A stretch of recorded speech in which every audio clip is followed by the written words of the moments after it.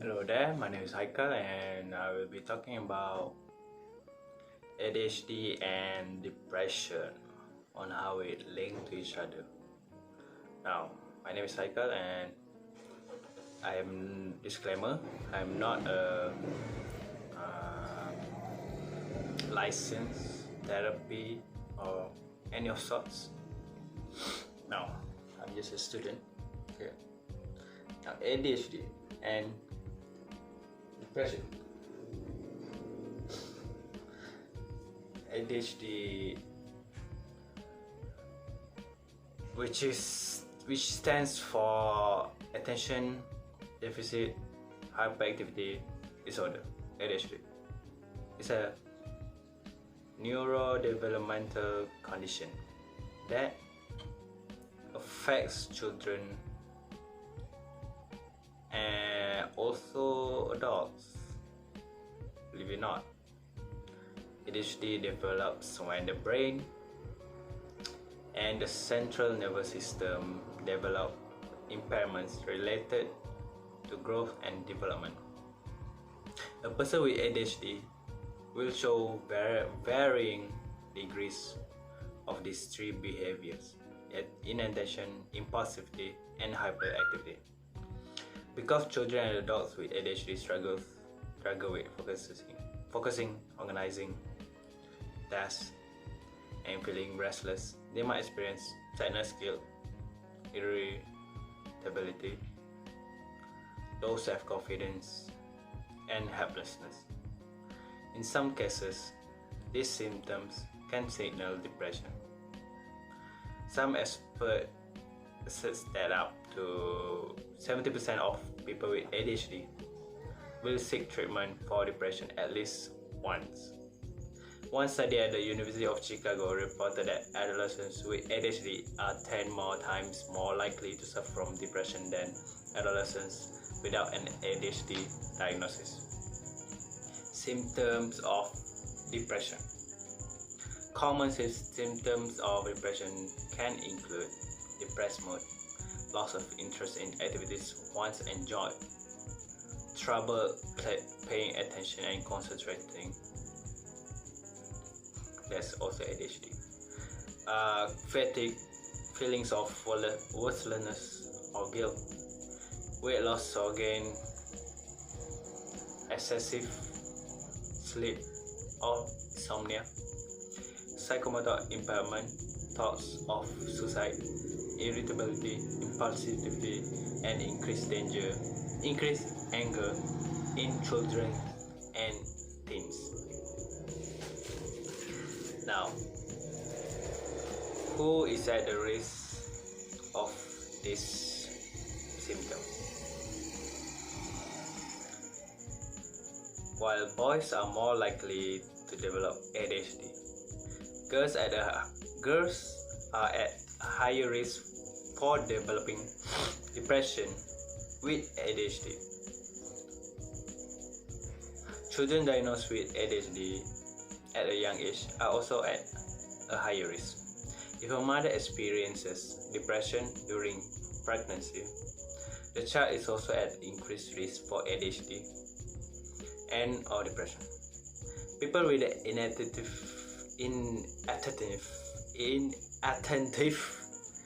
subtype of ADHD are also at higher risk for depression compared to adults with hyperactive impulsive subtype. In addition to depression, there is also a risk of suicidal thoughts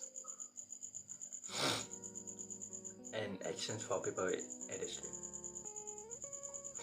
Young females with ADHD are at a higher risk for suicidal thoughts, and people with hyperactive impulsive subtype may also experience increased risk. A potential side effect of certain medication that treat ADHD is a suicidal thoughts. It's imperative that you speak with your doctor if you start to experience suicidal thoughts. If you have a child with ADHD who appears depressed, don't be afraid to ask them if they've thought of hurting or killing themselves or dying. The sooner you find out, the faster you can find a treatment that is the best and safest. Now, getting a diagnosis. There are some distinction between ADHD and depression. For example, a depressed person often lack interest in most activities and motivation, whereas a person with ADHD may have difficult starting a task or organizing one. A person with ADHD may have low moods triggered by particular events, whereas a person with depression can experience a low mood for weeks or months at a time, often for no particular reason. The trouble with diagnosing ADHD or depression, however, is that there are overlapping symptoms between two diagnoses. These include feeling of restlessness and having trouble concentrating. To further complicate things, many of the side effects of ADHD medication, such as sleep problems, loss of appetite, and fatigue, can imitate a few depressive episodes. This is why it's important to talk to your doctor or a psychiatrist who can help you decipher the exact cause of symptoms.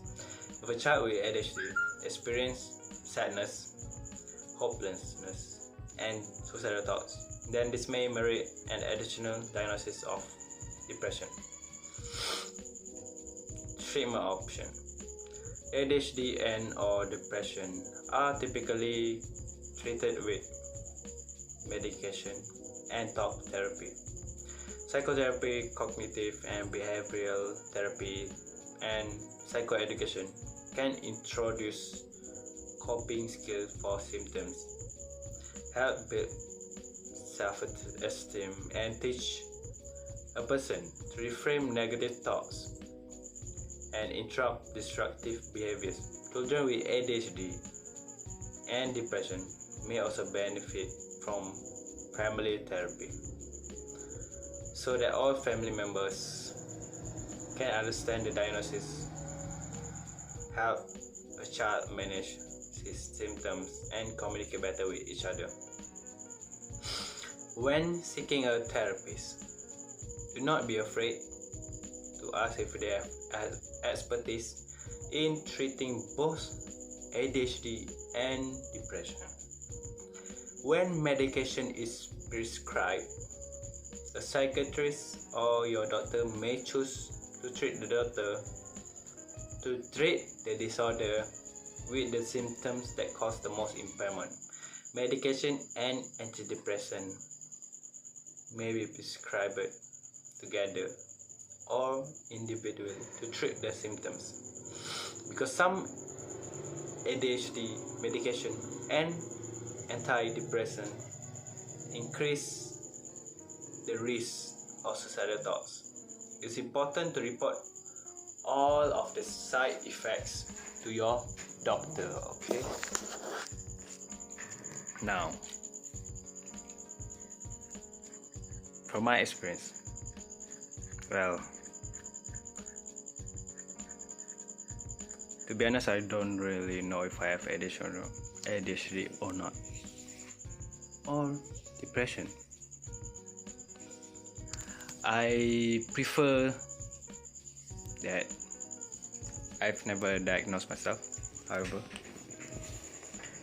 I believe sometimes, well, at least if you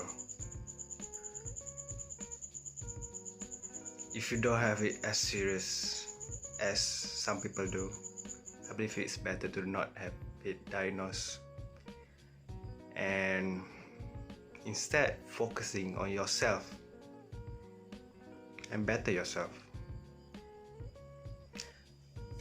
and just focus on life. And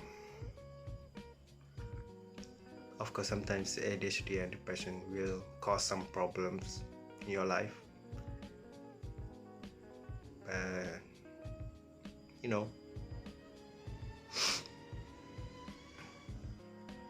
Right.